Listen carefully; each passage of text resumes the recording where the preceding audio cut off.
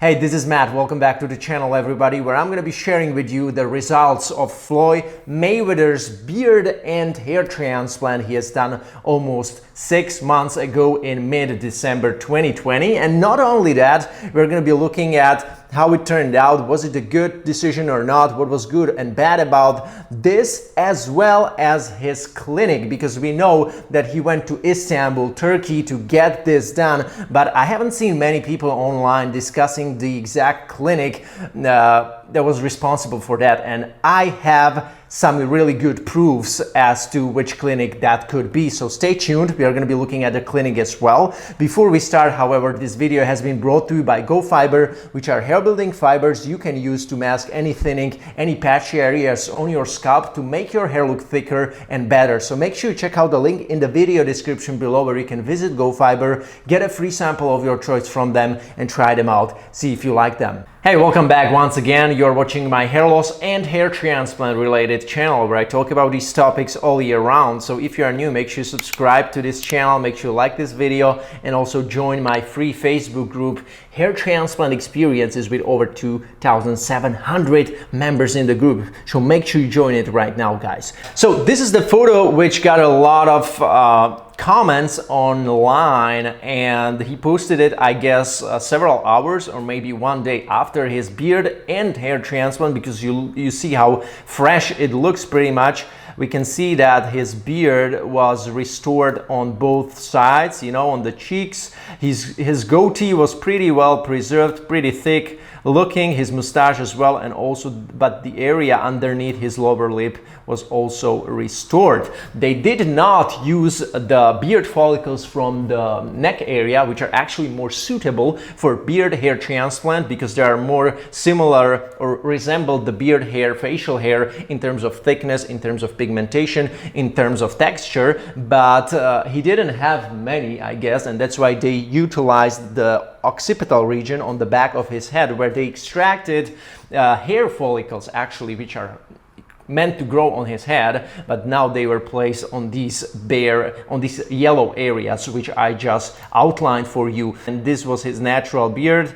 He got a nice density there naturally, and obviously he's like, what, 44 I guess by this time, so he won't be able to grow any more beard on his cheeks, I guess, with this age anymore. So beard transplant actually makes sense if somebody is not losing a lot of hair on the scalp, and he's not likely to turn into a Norwood 5 or 6 and then maybe need a hair transplant. So if you are such candidate, then you can get a beard transplant, because you know that probably even minoxidil, microneedling, oral castor oil and whatnot, it's not going to stimulate your beard follicles enough to grow a beard without surgery. So I think that was all right decision, but there was also another thing which was done, and it was the temporal hair restoration. Here you cannot see it on that much, and also his hairline was lowered a little bit with the surgery.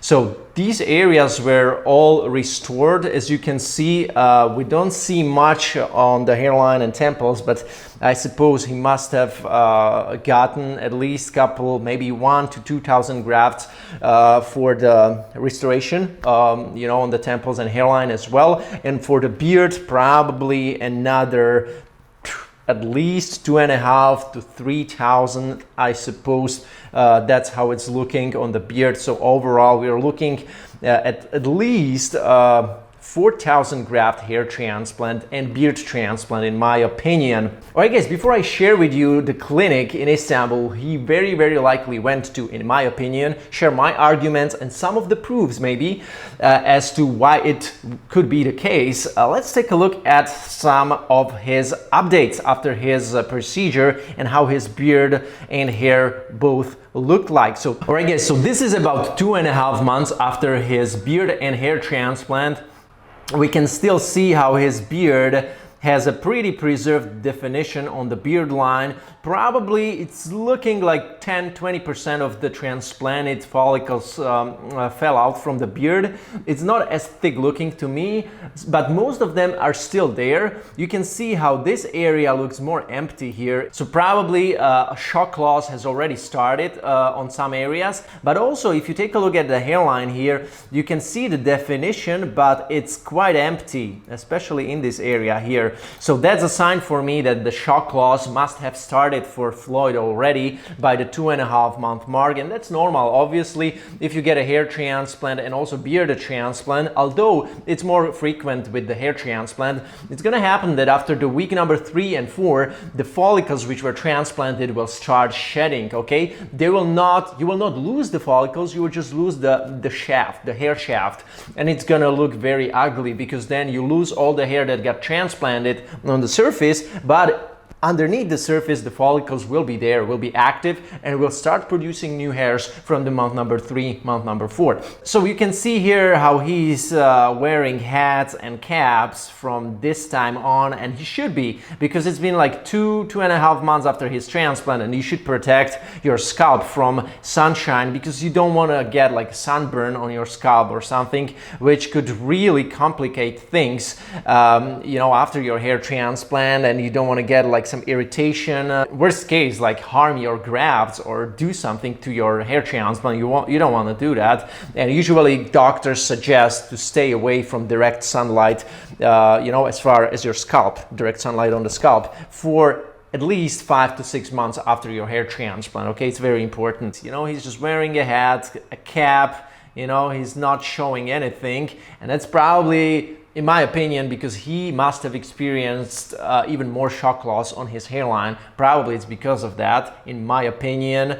And it was like that until this point, until this photo came out, and it was actually not that far ago, April 18th. Okay, it was already a while ago, and April 18th, it was already 4 months after his hair transplant. And let's take a look at it. It's a very dark photo. Unfortunately, we cannot see much, but we already can see that his hairline is growing in. Also, if you take a look at his transplanted area of his beard, it's not that thick, not that dark looking as compared to the goatee part, which is his natural beard, which naturally grew in without transplantation. So we can clearly see the difference, and on the daylight we would probably see that difference being even slightly more contrasty. Okay, so yeah, but seems like things are going well so far. 4-month mark for this guy. Alright guys, this is May 18th, which is about 5 months since his hair and beard transplant. Now, what I can see, things that are very obvious to me, is how his hair on the cheeks, the facial hair on the cheeks, starts filling out pretty well. However, the area which got also transplanted, if you remember, underneath his lower lip, is not actually growing it that well. I don't know, is he trimming it shorter, or what is going on? Because I would expect this area here to be much more denser by this time. I see that the hair on the temples and hairline looks somewhat dense, and it actually seems to be matching his existing hair on the rest of his scalp, which is good, and it looks like a homogeneous result from this angle. However, I don't know how it could look from another angle, but so far so good as far as his hairline goes. The facial hair on the cheeks looks a bit better compared to this area underneath his lip, because again, if we take a look at how it was restored back in December 2020, we can see that this area was actually packed with grafts, with body grafts. Okay, so I wonder why it's not looking more dense. It should look more dense by now. Anyways, let's go to the May 23rd. We can see his hairline being trimmed even more, like shorter, and it has a nice frame, to be honest. I like it. I really like it. It looks natural.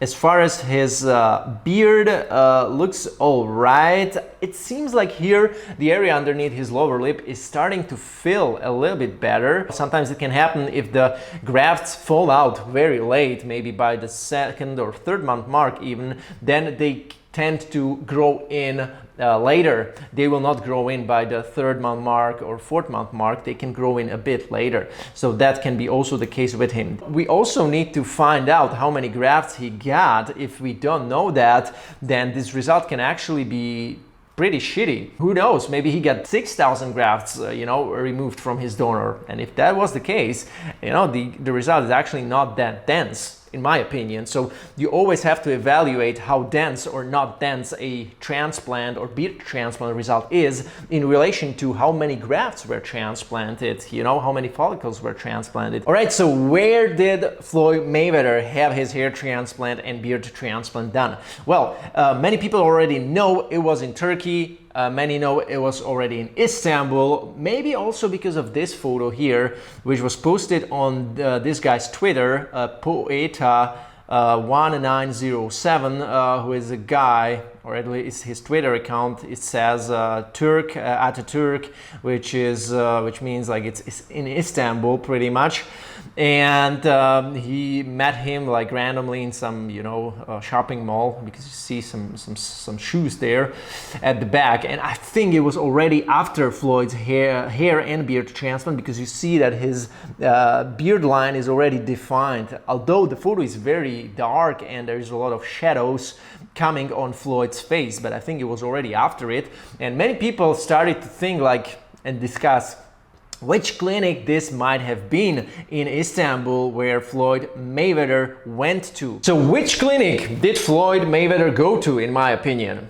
Well, in my opinion, it was Hair of Istanbul. Hair of Istanbul is the hair transplant clinic which does only FUE hair transplants. They have like 1.7 million followers. Obviously, most of them are paid or fake. Obviously, this is not usual for a clinic have more followers than some low-end celebrities in the world, or some actors even. It's a lot of followers, to be honest. But anyways, this clinic does routinely beard and hair transplant all at once, okay, probably in one day even. I'm not gonna be talking about how ethical or how unethical this is. This is a debate for another video. I'm just saying this video likes to do beard and hair transplant for their patients in one session, and that's what Floyd ended up with as well. So it's very likely this clinic. That's the reason number one. The reason number two,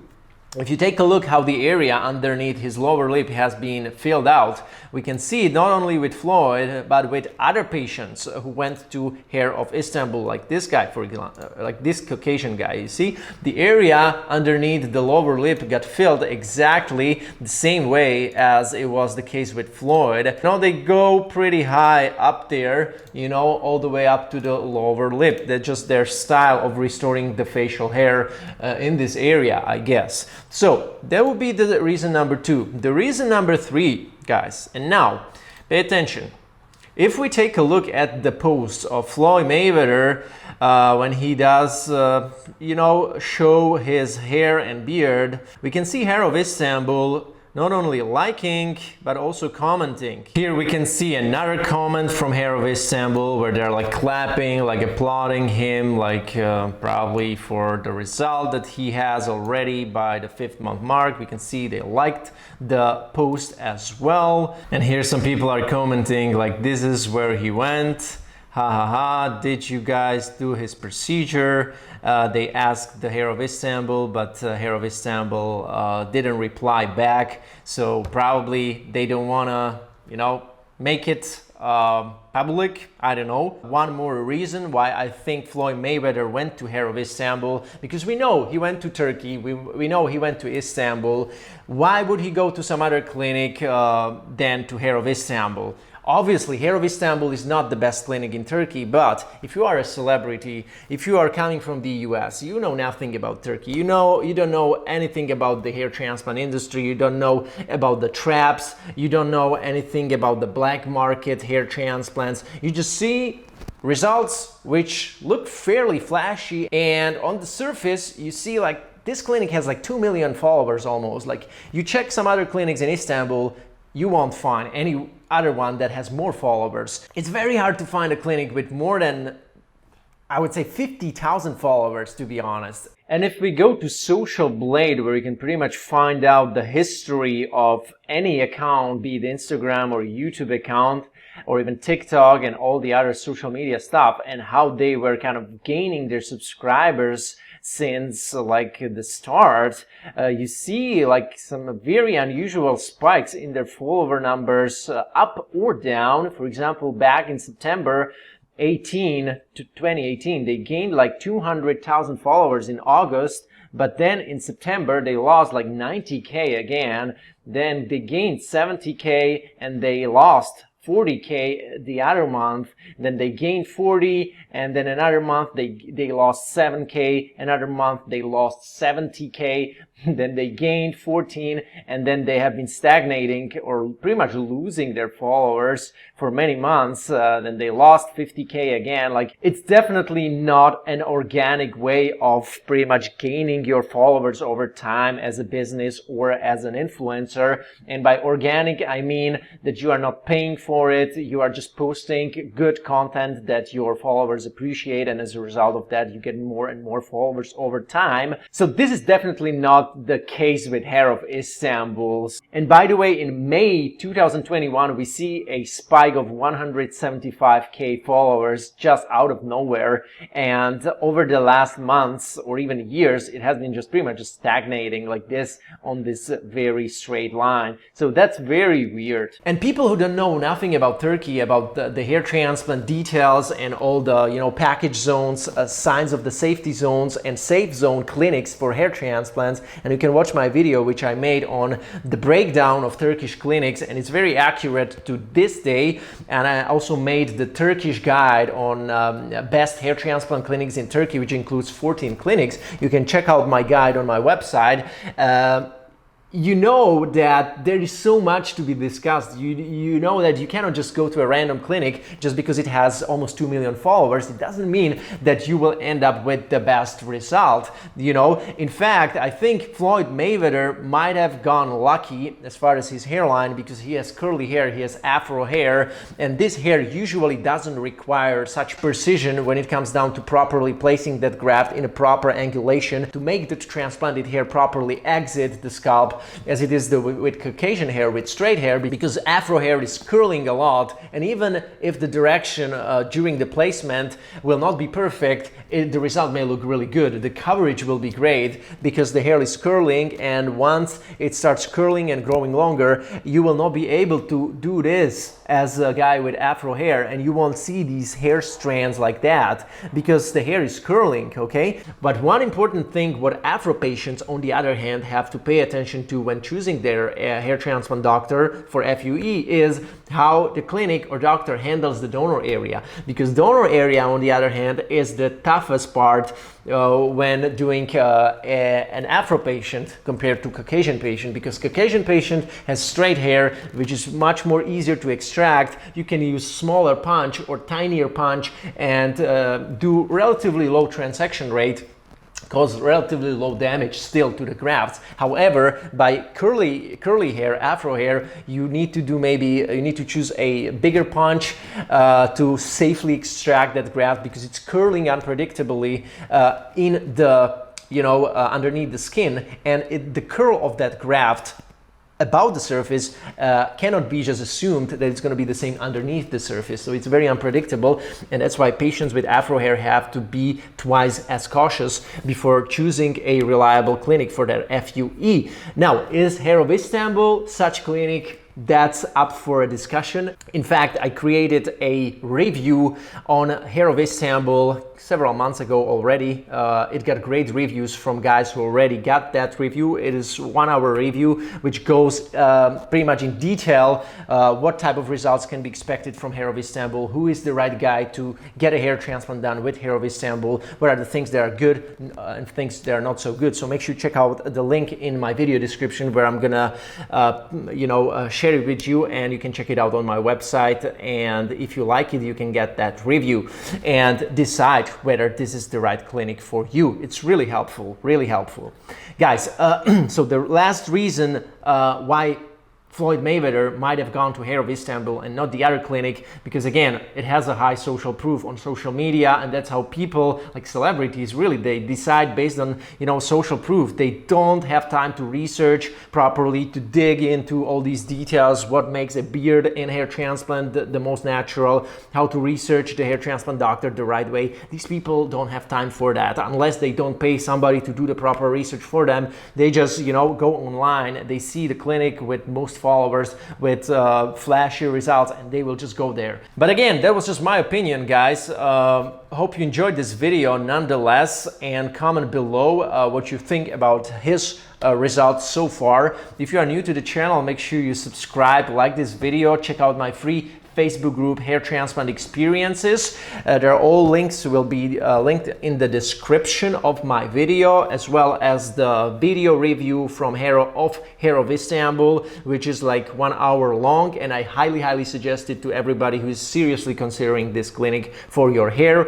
or beard transplant. Okay, it's gonna tell you what this clinic does well, what it does maybe not so well, what are some things that are unclear, maybe some slightly shady stuff which should be more transparent, all that in that review. You really find everything what you need to know before getting a hair transplant with Hair of Istanbul. And also it gives you like insights into how I research a clinic and what are all the details that I like to go through before I am confident in a particular clinic for a hair transplant. So with that being said, thank you so much for watching, and I'm gonna be seeing you in another video. Take care, guys.